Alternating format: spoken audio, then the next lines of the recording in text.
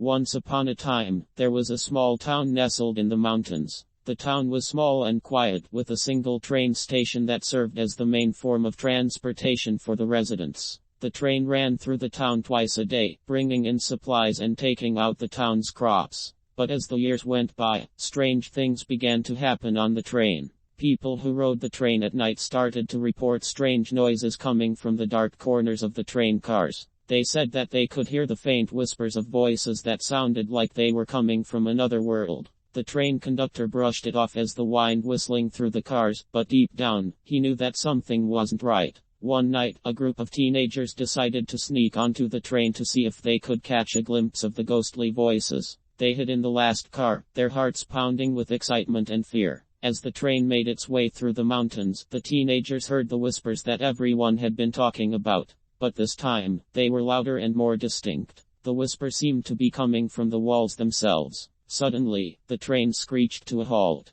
The teenagers peered out the window, trying to figure out what was going on. They saw a figure walking along the tracks, its back turned to them. As it drew closer, they saw that it was a woman wearing a long, tattered dress. Her hair was wild and unkempt, and her face was hidden in the shadows. The woman climbed aboard the train and made her way to the teenagers' car. They tried to hide, but she found them and stared at them with her piercing eyes. They could hear her whispering in a language they didn't understand, and the air grew colder around them. Suddenly, the woman vanished into thin air, leaving the teenagers shaking with fear. From that night on, the train stopped running through the town at night. The townspeople whispered about the ghostly woman who haunted the train, warning their children never to sneak onto it after dark. And although the train continued to run during the day, there was always a sense of unease among the passengers. They couldn't shake the feeling that they were being watched by something that they couldn't see.